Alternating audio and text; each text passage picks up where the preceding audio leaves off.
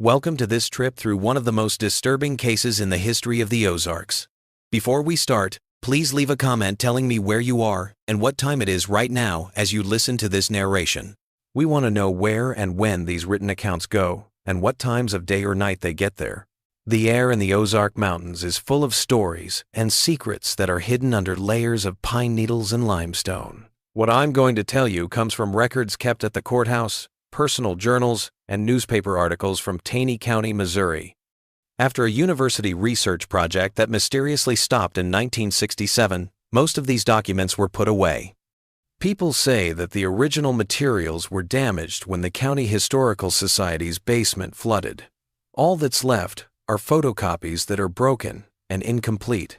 In the fall of 1865, as the country tried to heal from the Civil War, something very strange happened in a valley far away from White River. This is the written record of what the Blackwood brothers said happened in those woods. Some names have been changed or left out at the request of surviving family members, but the events, as recorded by many sources, are still very disturbing. Once upon a time, the forest was a safe place. At least, that's what Isaiah and Elijah Blackwood thought when they came back from the war. Even though their Missouri neighbors were split on the issue, the identical twin brothers fought for the Union. Their service records show that they were in the 24th Missouri Infantry. But their commanding officer wrote in his field journal that they mostly kept to themselves and only spoke to each other in low voices that made the other men uncomfortable. The two brothers signed up for the Army together in 1861. The National Archives has military registration papers that show their enlistment forms, which were filled out in almost the same handwriting.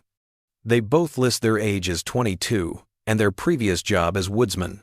It's interesting that the medical examiner's notes say they looked very much alike, with the same birthmarks on their right shoulder blade. This made people wonder at first if the same man had shown up twice. County records show that the Blackwood family owned about 80 acres of land with a lot of trees on it. It was about 7 miles northeast of Forsyth. Thomas Blackwood, their father, bought the property in 1837.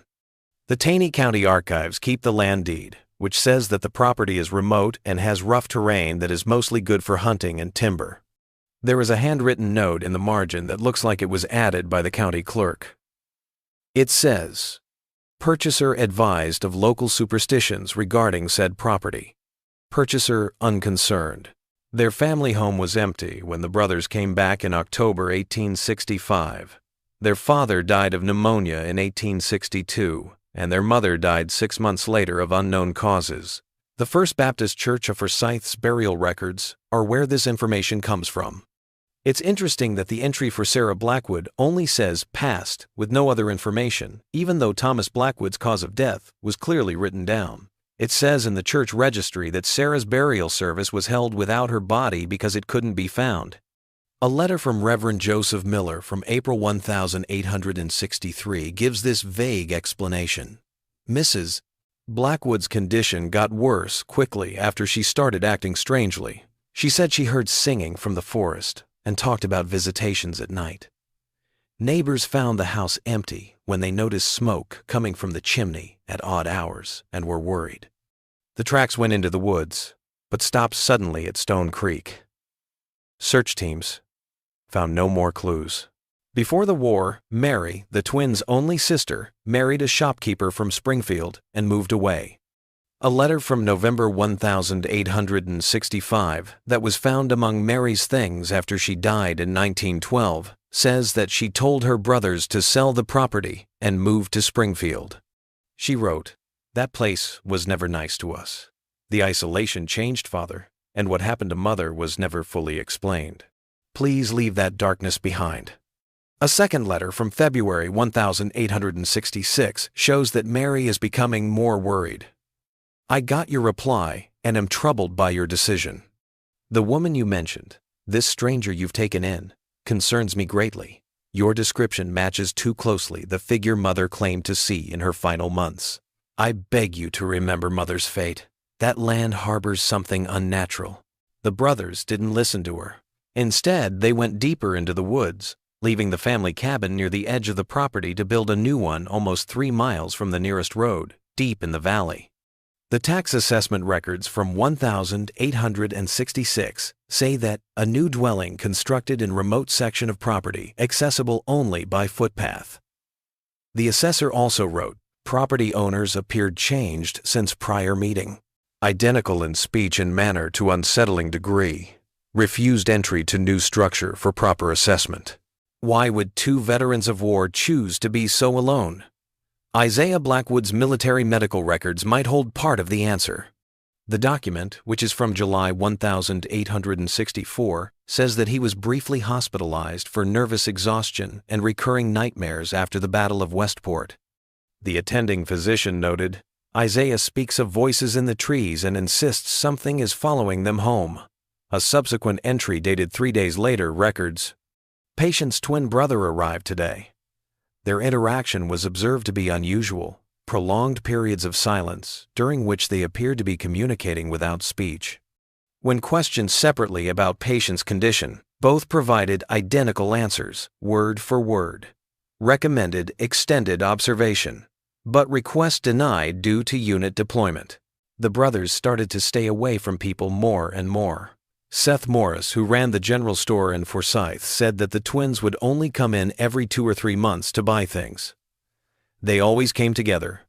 Morris said in an 1868 newspaper interview, they never spoke to anyone but each other and paid with gold coins that looked old and foreign. When asked how they were doing, they would just say, "We're not alone anymore," and give this strange, identical smile. Morris's story goes on. They stopped cutting their hair or beards. After a while, you couldn't tell which was which. Sometimes I thought I was looking at the same person twice, like some kind of trick with mirrors. The County Historical Society has a ledger from Morris's store that shows what the brothers bought over the course of several months. There is a strange pattern in the entries. More and more strange things, like beeswax, silver wire, several bolts of fine fabric, women's hairpins, and perfumed soap. The last entry, from January 1867, says, customer requested an unusual amount of salt and iron nails.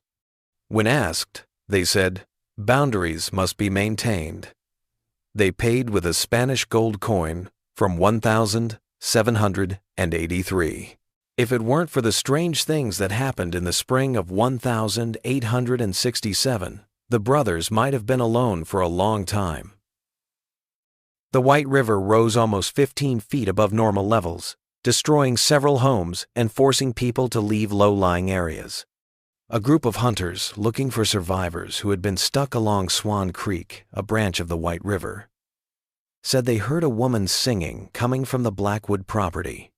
The Journal of Reverend John Samuelson, who was part of the rescue effort, has this detail. The Reverend wrote, "The voice was clear as church bells, singing a melody I did not recognize. The words seemed foreign, perhaps French or Spanish. When we called out, the singing stopped abruptly. We heard nothing but the rushing water and the wind through pine needles." Later, in the same entry, Samuelson noted, Parker's hunting dog refused to proceed in the direction of the voice. The animal cowed and whined, behaving in a manner Parker claimed he had never witnessed before. The dog eventually broke free of its lead and fled back toward town. 2 days later, it was found starved and tired, as if it had been running all the time. The hunters were worried that someone might be stuck on the Blackwood property, so they decided to check it out. Reverend Samuelson wrote about what they found in his journal, and sheriff's reports later confirmed what he wrote. The brothers' cabin was in a small clearing. It had been built with more care than most frontier homes, which was unusual. The logs were cut evenly and fit together perfectly. Many people said that the most interesting thing about it was that the whole outside was covered in intricate carvings, symbols, patterns, and what looked like writing in an unknown script.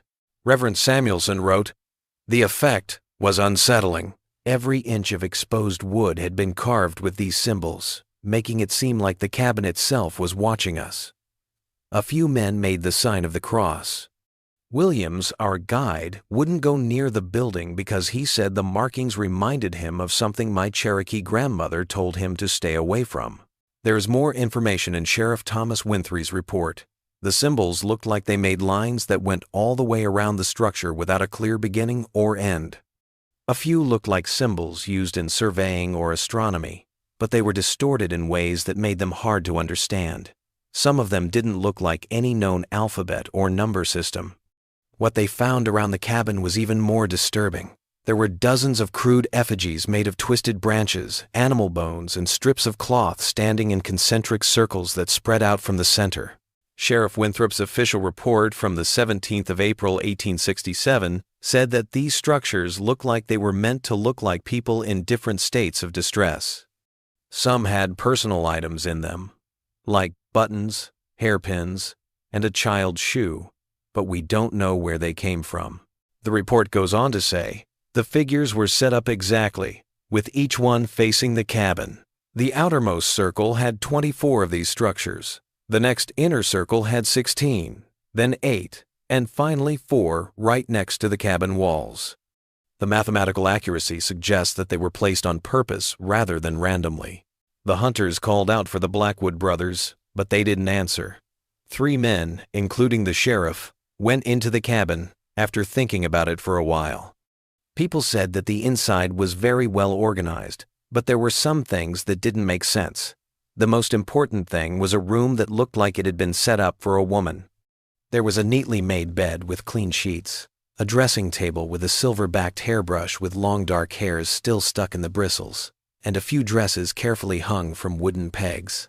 Tax and census records show that neither brother had ever been married. Sheriff Winthrop's report says, the women's clothes seemed to be of unusual quality for this area, silks and fine cotton with skilled embroidery work. Several items have monograms with the initials EL. No local seamstress can identify the stitching pattern. The discovery in the cabin's root cellar was the most worrying. According to Sheriff Winthrop's report, they found a journal with entries written in 2 almost identical handwritings that switched back and forth. Most of the text was impossible to read because it was either written in code or, as Reverend Samuelson said, by crazy people. Parts that could be read talked about how the brothers found her on their way back from the war. These pieces of information say that they saw a woman walking alone near the border between Missouri and Arkansas. She seemed lost and was speaking a language they didn't understand. They took her to their forest property because they thought she needed protection. One entry from November 1865 says, she speaks more clearly now, but her accent is still strange. She says she doesn't remember anything about her life before we found her. When we asked her name, she smiled and said we could call her Eleanor. Last night, we heard her singing to herself when she thought we were asleep. The melody made the candle flames bend toward her, even though there was no draft. Another part, which seems to have been written by the other brother, says, Eleanor explored the forest today. When she came back, she brought back wildflowers that don't grow in this area. She knew the names of trees I've never seen before. When I asked her where she found these things, she said, just beyond, which is where the forest remembers differently. After this point, the journal entries get more and more random. People talk about how her songs change the trees, and how she walks at night but leaves no footprints by morning. One entry says, we had the same dream again. She was standing between 2 old trees, braiding their branches together. When she saw us watching, she said, soon you will understand the pattern. We woke up at the same time and both said her name. One entry that really scared me said that Eleanor asked us to carve the symbols she drew. She says, they will hold the boundaries in place. We work in perfect unison now, our hands moving as one. Sometimes I cannot remember which brother I am. It seems less important each day. The final legible entry, dated just 3 weeks before the hunting party's discovery, read, we understand now. She was never lost. She was waiting. The forest has always been hers. We are hers now too. Yesterday she asked if we would follow her deeper in. We answered as one voice. How could we refuse? She has been reshaping us since the moment we found her. Or did she find us? The distinction blurs like our reflections in still water. No one ever found the brothers themselves. The hunters looked everywhere around the area, but they couldn't find any sign of them. Sheriff Winthrop set up a bigger search over the next few weeks, using local trackers and dogs. His last report on the matter, which was dated June 1867, said that the only possible clue was the discovery of two identical sets of footprints leading away from the cabin and into the deeper forest. The tracks went side by side for about half a mile before suddenly disappearing at the edge of a limestone outcropping. There is one thing in the sheriff's report that the news stories don't mention. We found a woman's hairpin of silver design, twisted into a strange shape, that looked like the symbol carved repeatedly above the cabin's door, at the point where the tracks disappeared. The dogs wouldn't go near it, growling and backing away when it was brought near. The sheriff's report ends with this. This office has determined that the Blackwood brothers have either left the area or had some bad luck in the remote parts of their property. Their writings are disturbed, and their home has been changed in strange ways. It is possible that the psychological wounds of war led to their decline and possible self-harm. A private addendum to the report, found during the 1967 research project, shows that Sheriff Winthrey took more steps after the investigation, have consulted with Reverend Samuelson about what to do with artifacts found at the Blackwood property. We agree that certain items, especially the journal and personal effects from the woman's room, should be kept secret rather than made public. These items are now locked in the church safe until the right people can be consulted. Church records show that a fire destroyed a lot of the First Baptist Church in 1871, including the safe and its contents. The only thing that was found in the rubble that was still there was the silver hairpin that was found at the site of the disappearance. The family of Reverend Samuelson kept this item until 1934, when they gave it to the County Historical Society. It was lost later on because of a mistake in the cataloging process in the 1950 seconds. The case might have ended there, lost among the many tragedies of the time after the war, if not for what happened in that same valley over the next few decades. The Harrington family bought the Blackwood property in 1879, not knowing anything about its past. County records show that they planned to build a small farm to raise cows. They cleared more land and built a new house about a quarter-mile from the old Blackwood cabin, which had fallen into disrepair by that time. The Springfield Republican published an article in October 1880 that said the Harrington family left the property after less than a year. Jacob Harrington wouldn't say why to the newspaper, only that land don't want to be lived on. Local rumors documented in several personal letters preserved in the County Historical Society suggested that Mrs. Harrington had become convinced someone was singing outside their windows at night and that their 7-year-old daughter had begun speaking with someone in the woods that no one else could see. A private letter from Mrs. Catherine Harrington to her sister in Kentucky, dated August 1880, provides more disturbing details. The singing comes every night now. Jacob claims he doesn't hear it, but I know he does. He's taken to drinking heavily, something he never did before. Last night Emma, their daughter, went missing from her bed. We found her at dawn, sleeping peacefully at the edge of the forest. She said the forest lady had shown her where the brothers sleep. When I asked what brothers, she said, the ones who look the same. They're not the same anymore, though. They're becoming something else. The letter goes on to say, I found Emma's doll yesterday, the one grandmother made for her. Its face had been carefully altered with stitches, making it look exactly like another doll I've never seen before. When I asked Emma about it, she said Eleanor needed 2 of them for her collection. We're leaving as soon as Jacob can arrange the sale. Some places should stay empty. The property stayed empty until 1897, when a lumber company bought it. It took them only 4 months to run their business. The 1967 research project found a lot of incident reports in company records. These reports include equipment failures, accidents that couldn't be explained, and several workers who refused to go back to work after hearing a woman's voice calling their names from the trees. The foreman's daily logs show that things are getting harder. April 18th, 1897. Third saw blade broken this week. Metal shows unusual stress patterns, as if exposed to extreme cold, though weather remains mild. April 30th, 1897. 2 workers failed to return to camp last night. Search parties found them this morning wandering separately, both claiming to have been following music. Both men appeared disoriented, and unable to account for their whereabouts during the night.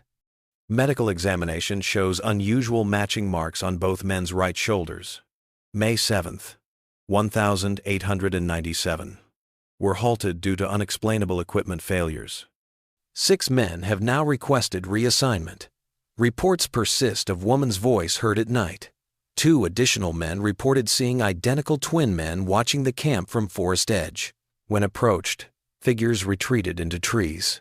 The last entry, dated the 15th of May, 1897, simply says, "Operation terminated due to unsuitable conditions. Equipment to be relocated to Johnson property.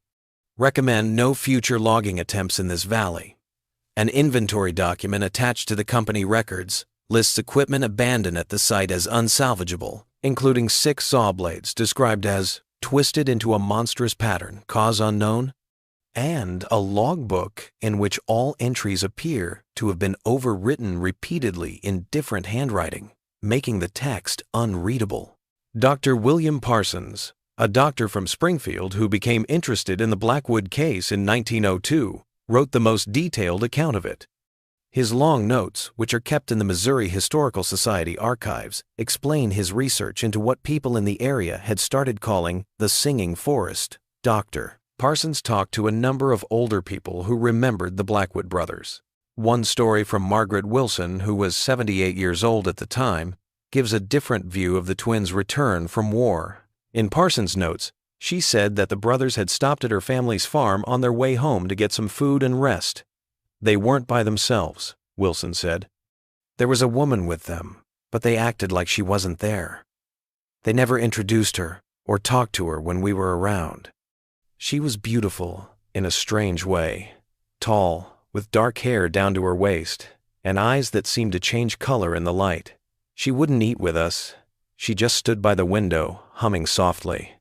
My father later said he thought she might be Indian, maybe Cherokee, but she didn't look like any native people I'd ever seen.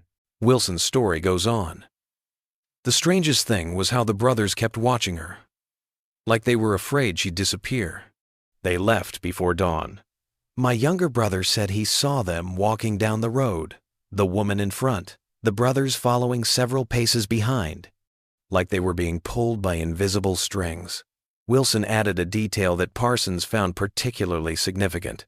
My brother claimed that sometimes when he looked quickly he could only see one brother. Not 2, but then he'd blink and there would be 2 again. When he told our father this, he was scolded for making up stories. Dr. Parsons tried to find this strange woman or any proof that she existed. There were no unaccounted for women in census records from nearby counties who fit her description. Military records did not say anything about a woman traveling with the Blackwood brothers when they came back from service. The doctor talked to James Cooper, a former Confederate soldier who said he had seen the Blackwood brothers during a fight near the Arkansas border in late 1864. Parsons wrote down Cooper's story, which is strange. It was dawn, and there was a lot of fog on the field. We were retreating, and I got separated from my unit. That's when I saw them, Union boys, twins, standing over something. They didn't see me because they were too focused on what they had found. Cooper went on. It looked like an ancient burial mound, like the Indian mounds found all over the territory. But it had been disturbed recently, either by shells or by digging. The twins were helping a woman climb out of what looked like a hole in the mound. Her clothes were unlike anything I'd seen, not modern. She moved strangely, like someone learning to walk again. I didn't stay to watch more. Something about the scene scared me more than any battle. The doctor's investigation got even more disturbing when he went to the original site of the Blackwood cabin in the summer of 1903. By that time, the building had completely fallen down, leaving only a foundation and some rotting wood. In his journal, Parsons wrote, "The carvings remain visible on many of the fallen logs, remarkably preserved, despite exposure to the elements. I made rubbings of several and have sent them to Professor Thornton at the university for analysis." Parsons noted something unusual about the forest surrounding the cabin site. The trees grow in an unnatural pattern here, forming almost perfect concentric circles around the cabin foundation. Local botany suggests these trees cannot be more than 30 years old. Yet their arrangement implies deliberate planting where the wooden effigies once stood. More curious still, each tree appears to have grown twisted, with trunks that spiral clockwise in the outer rings, counterclockwise in the inner rings. Parsons said that during his 3-day investigation of the site, he always felt like someone was watching him. He wrote this in his journal on the second night. Awakened at about 3 a.m. by what sounded like singing. A woman's voice, distant but clear. The melody was haunting, unlike any folk song I know. I followed the sound for about a quarter mile before realizing I had become disoriented in the dark. When I finally got back to my camp, I found that my compass no longer works right. The needle keeps spinning, finding no true north. In his journal entry from the next morning, he wrote, "Found footprints around my tent this morning. 2 sets of identical bare feet, same size and gait pattern. They circle the tent completely, then lead away towards the deeper forest. Most disturbing is that the ground was soft from recent rain, yet the prints showed no signs of weight depression, as if whatever made them had no substance." His last entry, dated the 17th of July 1903, says, "I have found what looks like a trail of recently broken branches leading deeper into the valley. The path seems deliberately marked, too consistent to be animal movement. I plan to follow it after breakfast and see where it leads. I can't shake the feeling that I'm being invited somewhere." A hastily scrawled note at the bottom of the page says, "Heard the singing again, much closer now. Through gaps in the trees I saw someone moving, a woman in white, but when I blinked, she was gone." More concerning, I have now seen the brothers. They stand at the forest's edge, watching. They look exactly as described in historical accounts. Their features unchanged by time. When I call out, they retreat in perfect unison, matching each other's movements exactly. I now understand this is not a case of regional folklore, but something far more extraordinary. I must document what's happening here. 3 days later, when he didn't come back to Springfield, people said he was missing. The search party found his campsite just as he had left it, with all of his things there except for the clothes he had been wearing and his journal. Someone had ripped out the last pages. There was a long search with more than 50 men, but they never found any sign of Dr. Parsons. The Taney County Sheriff's report said that he probably fell into one of the many sinkholes or caves that are found in the Ozark region. In September 1903, the case was officially closed. But a note in the report's margin, written in a different hand, says, "Third disappearance connected to Blackwood property, pattern emerging." Daniels Hayward, a member of the search party, later said he found something important during the search, but this information was not included in official reports. In a letter to his brother dated August 1903, Hayward wrote, "We found a clearing unlike any I've seen in these woods. Perfect circle, perhaps 30 feet across, where nothing grows. No trees, no shrubs, not even grass, just bare earth. In the center stood 2 tree saplings planted so close together they'd grown intertwined, forming a single twisted trunk that split again into 2 identical tops. At the base of this strange tree, we found a man's fountain pen, presumably belonging to the missing doctor. Most troubling was the discovery that the bare soil in this circle contained an unusual substance, a fine white powder that several men identified as lime, commonly used in burial preparation. For decades, no one lived on the land. In the 1,930 seconds, it became part of Mark Twain National Forest. There are a number of incident reports from that time in Forest Service records that were written by rangers who worked in that area. One report from August 1938 tells the story of how Ranger James Cooper lost touch with his partner while on a routine patrol. Cooper was very dehydrated and confused when he was found 3 days later. The medical evaluation says that he kept talking about a woman singing and kept saying that the Blackwood brothers are still walking in those woods. Cooper's official statement, taken after his recovery, provides this account. "We were marking boundaries near the old Blackwood property when we heard music like someone singing, but no words I could make out. My partner Evans said he couldn't hear anything. I went to investigate while Evans continued working. The sound seemed to move, leading me deeper into the valley." Cooper's statement continues, "I lost track of time. It got dark, but I kept following the voice. Sometimes I thought I saw someone ahead, a woman in white. Eventually I reached a clearing I'd never seen before, though I've patrolled this area for 3 years. In the center was the strangest tree I've ever encountered. 2 trunks grown together, then separating again. At the top, that's when I saw them. 2 men, identical in every way, standing on either side of the tree. They were dressed in old-fashioned clothes, like from the previous century, but the fabric looked new. Their faces were unnaturally similar, and they moved in perfect unison, as if connected. Cooper's statement was most disturbing when he said, "They spoke to me, both at the same time with the same voice. They said, 'You hear her too. That means you're part of the pattern now.' Then they smiled the same way and pointed behind me. I turned to look, but there was nothing there. When I looked back, the men were gone. I spent the next 2 days trying to find my way out of the forest, but paths that should have been familiar led nowhere. I kept ending up back at that clearing with the twisted tree." After this happened, Cooper asked to be moved to a different district right away. They said yes to his request. A note from a supervisor in Ranger Cooper's personnel file says, "Ranger Cooper was reliable before the incident. He is now disturbed. Medical leave is recommended, and he should be assigned to duties at the visitor center instead of solo patrols." The most in-depth look into the Blackwood case happened in 1967 when Professor Alan Thornton from the University of Missouri led a research team into the area to record local legends. Thornton found papers from his grandfather that talked about the Blackwood incident. This was the same Professor Thornton who had gotten rubbings from Dr. Parsons decades earlier. Thornton's notes show that he had a personal connection to the case. My grandfather's analysis of the symbols from the Blackwood cabin was never published.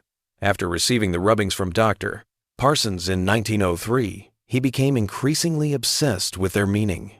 His private papers show that he believed the symbols represented some kind of boundary notation, unlike any known mathematical or cartographic system. He claimed they depicted transitions between states of reality rather than physical locations.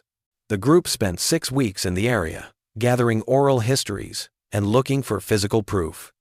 They put together a 200-page report called Patterns of Belief and Incident in Ozark Isolation Communities 1,865-1,925 that showed what they had found. The report was never made public. University records show that the research was stopped because of money problems and problems with the way it was being done. But notes from one team member, graduate student Elizabeth Chen, tell a different story. Her personal journal, which she gave to the university archive after she died in 1982, talks about how the research team had more and more strange things happen while they were there. For example, their equipment broke down, team members got lost in familiar places, and recordings picked up strange sounds. Chen wrote, "We've all heard it now, the singing. It comes just before dawn, always from a different direction." Professor Thornton insists it's a psychological response to the stories we've been collecting, a form of group suggestion. But last night I recorded it. When I played the tape back this morning, instead of singing, we heard what sounds like 2 men speaking in unison, repeating the same phrase over and over. "She is still waiting." Chen's journal describes how the team found what looked like the circular clearing described in historical accounts. "We found it exactly as described in Ranger Cooper's 1938 report. A perfect circle where nothing grows. At the center stands the unusual double tree, now fully mature. The trunks have grown completely intertwined up to about 7 feet, where they separate again into 2 identical canopies." Professor Thornton estimates the tree's age at approximately 100 years, which would place its origin shortly after the Blackwood brothers' disappearance. Her entry from the 12th of June, 1967, talks about a scary event. "Davis and Miller were mapping the clearing today when they both saw a woman in white clothing watching them from the trees. When they got closer, she ran deeper into the forest. They followed her for several hundred yards before realizing they had gotten lost. It took them 3 hours to get back to camp, even though the clearing is less than half a mile away. Chen's journal says that the research team's work came to an end suddenly after something happened at the original Blackwood cabin site. While they were collecting soil samples, they found what looked like a small tin box with 2 identical military ID tags belonging to the Blackwood brothers inside. There was also a silver locket with a braided lock of hair inside. Chen wrote, "The strange thing is that these things looked new. There was no rust or tarnish on them, as if they had just been put there, not 100 years ago." Inside the locket was an inscription that read, "E.L. To become one, become many." When it was opened, it revealed a tightly braided lock of hair made up of 3 different colors, 2 identical shades of brown, intertwined with a strand of black hair. Chen said that 3 members of the team saw a woman standing at the edge of their camp that night, but each one described her differently. The most consistent thing was that she looked like she was singing, but no sound could be heard. Chen said, Miller thought she was young, maybe 20. Davis thought she was middle-aged. Professor Thornton said she was old, but all 3 agreed that she was the same person. The group left the next day. Chen's last entry says, "Professor Thornton has collected all our materials, notes, recordings, photographs, artifacts. He says everything must be properly cataloged at the university. But I saw him talking to Sheriff Davies this morning about national forest rules and respecting the dead. I don't think our findings will ever be published." Chen added a personal note. "Before we left, I went back to the clearing with the strange tree for a short time. I wanted to take one last picture. When I developed the film later, I saw something in the background, partially hidden among normal trees at the edge of the clearing. 2 figures standing side by side, watching. When I blew up the picture, their features were hard to make out, but their posture and size looked the same. What was most disturbing was that they looked like they were wearing Union Army uniforms, but the picture quality made it impossible to tell for sure." The University of Missouri did keep the things that Thornton's team found. Researchers couldn't get to most of the items until 1987, when they were all made available. However, during the reorganization of the archives, it was noted that some important items, such as the recordings, the identification tags, and the locket, were missing. An administrative memo from a university dated October 1968 talks about a decision to limit access to materials gathered by the Thornton Ozark expedition. The memo says, "Because these things are so strange and Professor Thornton's behavior after the expedition was so troubling, appropriate steps have been taken. The recorded materials, in particular, should stay safe. Professor Thornton's request for medical leave is hereby granted." Medical records show that after the expedition, Professor Thornton spent 6 weeks in the hospital and was diagnosed with an acute stress reaction with paranoid features.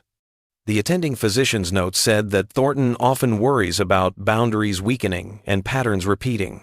The patient says he hears singing at night and sees 2 identical twin men watching him through the window, even though his room is on the 3rd floor. The last known event related to the Blackwood case happened in 1968. Thomas Blackwell, a forest ranger who is not related to the Blackwood brothers, wrote an unusual report after a normal patrol in the area. He said he saw what looked like fresh footprints of 2 men walking side by side in a remote part of the woods. The tracks took him to a small clearing where he found a rough shelter that had just been built out of branches and leaves. Ranger Blackwell said that inside the shelter, he found a handwritten note pinned to a tree with what looked like an old military knife. The note said, "She sings the forest into different shapes. We follow her voice through the ages. Whoever finds this, turn back. She collects those who hear her." Blackwell's report includes this observation: the shelter contained personal effects that seem out of place with modern camping gear. Among the items found were a military canteen from the Civil War, 2 identical ceramic cups with no manufacturer's mark, and a woman's hairpin with an unusual design. The most concerning thing was the discovery of a journal with entries dated from 1865 to 1967, all written in what handwriting experts later identified as 2 nearly identical hands, alternating entries. Along with Blackwell's report, the journal itself was sent in. There are only 3 pages left in the Forest Service archives. The rest have been taken out for reasons that are not clear. These last pages have entries that are not complete, June 14, 1923. We saw the doctor again today. He still follows her voice, though he no longer remembers his name or purpose. Eleanor says he will join the pattern soon. Like the others who hear her song, our transformation continues. Some days I cannot recall which brother I once was. It matters less with each passing season. October 30th, 1951. The boundaries grow thinner where she walks. The forest remembers differently within her circles. Today we watched as a lost hunter passed within 10 feet of us, yet saw nothing. Eleanor says only those who hear her song can perceive what the forest truly contains. We are becoming like her now, present but unseen, except by those she chooses. April 3rd, 1967. Researchers have come. They ask questions of those in town, collect stories, take measurements. Eleanor is curious about them. She stands at the edge of their camp at night, testing each one. 3 can see her, though each perceives differently. She says one of them carries the old professor's blood, the one who studied the symbols. The pattern repeats. We have prepared a gift for them to find. Blackwell's report says that he took the journal as evidence and planned to come back with more rangers to look into it more. There was never a follow-up report. According to Forest Service personnel records, Blackwell asked to move to another district the next week. The request was approved. In 1985, a journalist who was looking into disappearances in national parks asked Blackwell about the incident. Blackwell wouldn't go into detail, only saying, "Some places in those woods don't appear on any map, and that's probably for the best. What I found there, what I saw later, isn't something that fits into normal reality." When pressed further, Blackwell added, "The brothers aren't missing, neither is the woman. They're still there, but the forest around them isn't the same forest we walk through." Blackwell's notes, which were published in a regional magazine in 1986, also include this. "After I filed my report, I dreamed about them for weeks. The twins standing on either side of a twisted tree, and the woman singing between them. I started hearing her while I was awake too, especially at dawn. That's when I asked to be moved. Some songs aren't meant for us to follow." Now, the area where the Blackwood cabin used to be is part of a designated wilderness area in Mark Twain National Forest. Official hiking trails go around the valley on purpose, but there is no rule against entering it. The Forest Service maps show the area with the standard symbol for rough ground, but local guides always refuse to take groups there. An internal Forest Service memo from 1972 sets an unofficial policy for the area, but not many people know about it. "We tell our rangers to patrol Sector 7B, which used to be the Blackwood property, in pairs only. The site should be checked every year, but permanent markers or equipment should not be put in place." In the past, when people tried to set up automated wildlife cameras in this area, all of the equipment failed within 48 hours of being set up. According to USFS policy on possible mass hysteria, reports of strange sounds should be written down but not made public. A note added in 1976 says, "The circular clearing and unusual twin-trunk tree are to be considered natural phenomena. Rangers who see any other structures in this area should write down where they are but not look into them without backup. No ranger should ever follow unexplained sounds or voices, especially female singing. If any ranger sees people who look like the Blackwood brothers, they should be moved to a different location until they can be evaluated by a psychologist." Hikers sometimes say they hear singing in that part of the woods, especially in the early morning or right after sunset. People who know the area's history call it her forest or the Brothers' Path. Parents in nearby towns still tell their kids not to follow strange songs they hear in the trees. In 1992, the Folklore Department at the University of Missouri did a survey that found 47 different stories of people meeting what locals call the Singing Woman or the Blackwood Twins. These stories go back to 1867 and are very similar, even though the people who told them had never heard of them before. The survey lists a number of patterns that can be seen in these encounters. Most of them happen at dawn or dusk, and fewer happen during full moons. People usually see the woman first, though trees or mist often block her view. People usually see the twins from a distance, standing perfectly still and wearing clothes that are old-fashioned but in perfect condition. 78% of the time, witnesses say they heard singing before they saw the event. But the melody descriptions are very different. A number of witnesses say that time seemed to be distorted, with what seemed like short encounters lasting for hours. After the encounter, almost all of the witnesses felt lost, and 62% needed help getting out of the woods.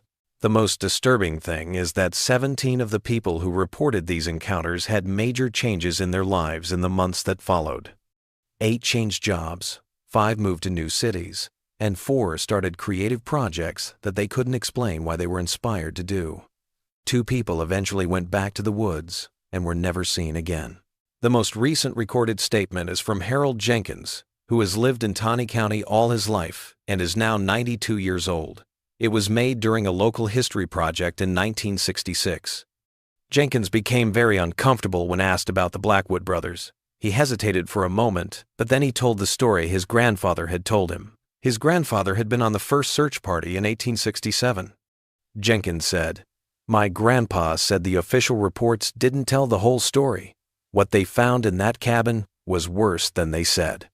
There was a room where the walls were covered in papers, with hundreds of drawings of the same woman's face over and over, but with small differences, as if they were trying to get every detail just right. Jenkins went on, "And that journal they found? Grandpa said that some pages had what looked like 2 different versions of the same event written next to each other, as if each brother was having a different experience. The handwriting started to blend together in the later entries, becoming one style." What Jenkins's grandfather said he found in the attic of the cabin was the most disturbing part of his story. "Grandpa told me they found a map drawn on deerskin that showed the valley, but all the landmarks were in the wrong places. The river flowed backward. Hills were where valleys should be. And there were small figures drawn all over the map, pairs of identical men standing in different places, all facing a central point marked with a symbol that no one knew what it meant." Jenkins's last comment was probably the most chilling. "Grandpa told me that for years after, people would occasionally see the brothers in the forest. Always at a distance. Always together. They'd be seen walking among the trees, following something or someone just out of sight. The last reported sighting was in 1914, nearly 50 years after they first disappeared. They hadn't aged a day." In 1998, a group from Washington University's Department of Anthropology did ground-penetrating radar surveys in the area. They said they were doing this as part of a larger study of how people lived before Columbus. Their published results don't mention the Blackwood case at all. Instead, they focus on evidence of ancient habitation. An unpublished appendix, obtained through a Freedom of Information Act request in 2008, contains this strange note. Survey Area 17 coordinates redacted contains readings that don't match known geological formations. Ground-penetrating radar shows what looks like a circular structure about 30 meters wide and at least 10 meters below the surface.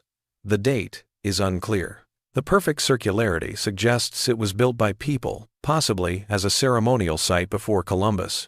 More study couldn't be done because of equipment problems and bad weather. Audio recordings made during the survey had strange acoustic artifacts, rhythmic patterns that sounded like talking, but no team members said they heard anything strange during the survey. Recommendation: more investigation with better equipment. There was never a follow-up study done. Dr. Marion Weber, the main researcher, turned down all interviews about the project and moved to New Zealand the next year to work there. In 2010, when I emailed her, she replied with just one line: "Maybe some boundaries shouldn't be mapped, and some songs shouldn't be recorded." The Blackwood case is still officially called a historical disappearance. It is thought to have happened because of the psychological trauma of war and the harsh realities of living on the frontier. People have been singing, seeing, and disappearing over the years, and most people think it's because of the growing local folklore around a mysterious event. Even now, forest rangers quietly tell people not to hike alone in some parts of the Ozarks. People in the area still say they see two identical men walking quietly among trees in the distance from time to time. People still say they hear a woman's voice singing in a language no one knows, especially after a lot of rain when the White River rises. Sound experts said that a digital audio recording made by campers in 2005 captured two male voices speaking in perfect unison with identical acoustic patterns, impossible to achieve through normal human speech.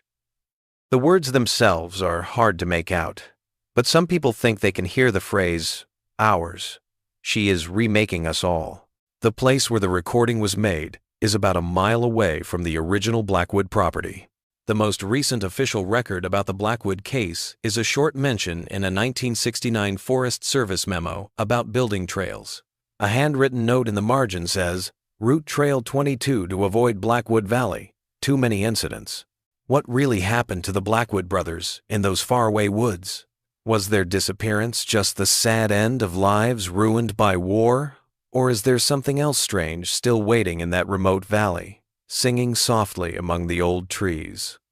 The original documents, like the sheriff's reports, Dr. Parsons' journal, and the research materials from Professor Thornton's expedition, are still in storage and gathering dust. The truth may never be known, but in the deeper parts of the Ozarks, where shadows gather early and the wind through pine needles sounds almost like a woman's voice, the story of the Blackwood brothers and the strange woman they brought home from war lives on. A hiker said they got lost near the old Blackwood property as recently as 2012. He said that when he finally found his way back to a marked trail, he saw two identical men in old-fashioned clothes who told him to go to the road. The hiker noted that the men spoke in perfect unison and seemed to shimmer slightly at the edges, like heat rising off summer asphalt. His most disturbing observation was that sometimes he only saw one man between blinks, not two. Researchers of local folklore have noticed a strange pattern. Every few decades, there is a huge increase in reports of the singing woman and the identical brothers, followed by a decrease.